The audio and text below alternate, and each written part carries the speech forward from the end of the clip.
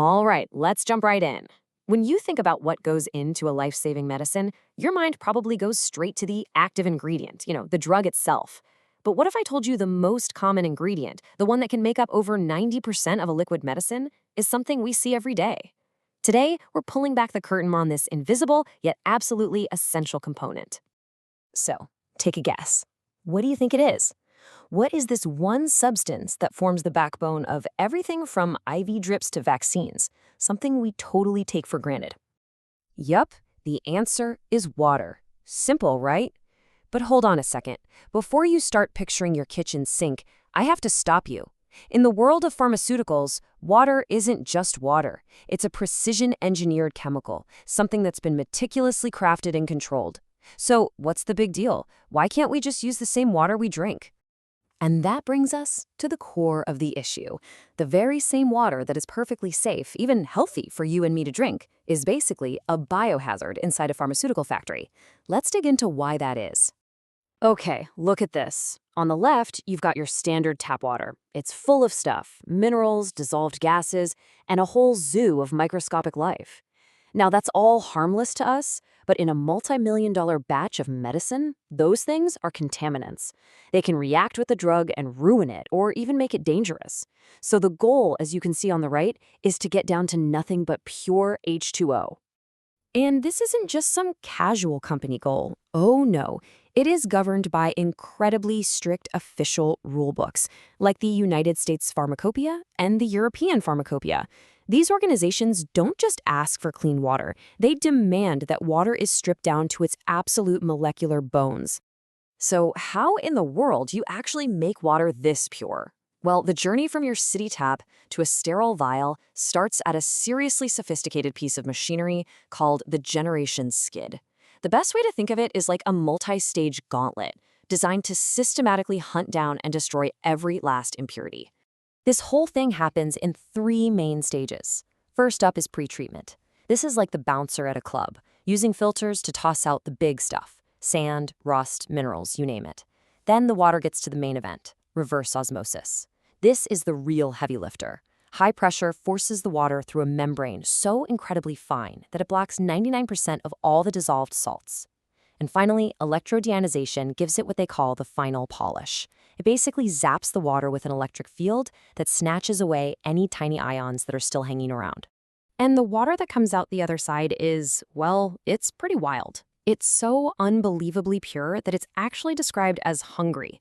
It has become such a powerful solvent that if you drank a lot of it, it could literally start pulling essential minerals right out of your body's cells.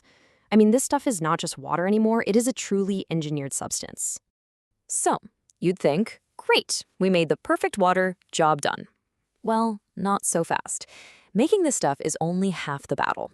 The next, and maybe even tougher challenge, is keeping it that pure. See, this hungry water is also the perfect nutrient-free home for bacteria to set up shop if you just let it sit still for a second. The solution to this is an engineering marvel called the loop system. It uses three main lines of defense. First, the water never, ever stops moving. It's constantly pumped at a high speed, which physically blasts bacteria off the pipe walls before they can get a foothold. Second, all the pipes are made from a special kind of stainless steel that's polished to a mirror finish. There are zero microscopic nooks and crannies for microbes to hide in.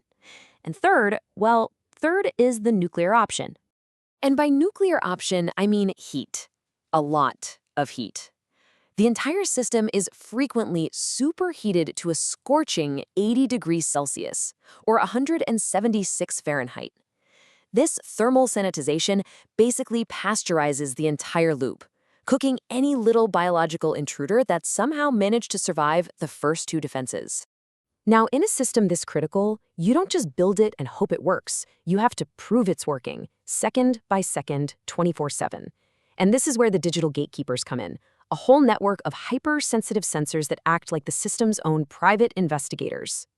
There are two main detectives on this case. The first is a conductivity sensor.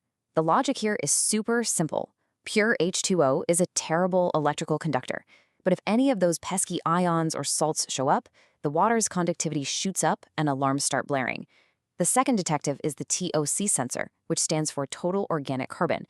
This one is like a bloodhound, constantly sniffing for any organic molecules, the telltale sign that bacteria or other biological gunk is in the system. So let's put this all together. You have the multi-stage purification gauntlet, the perpetually moving ultra-smooth loop, the intense heat cleaning cycles, and the constant digital monitoring. You quickly realize this is so much more than a bunch of water pipes. It's the silent heartbeat. It's the very veins of a pharmaceutical factory.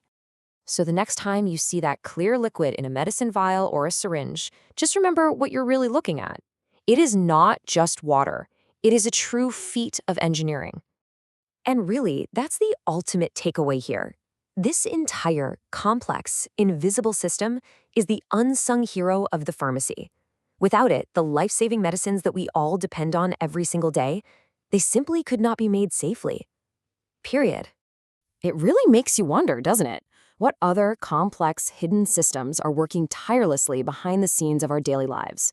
What other invisible engineering marvels are we completely reliant on without even knowing they exist?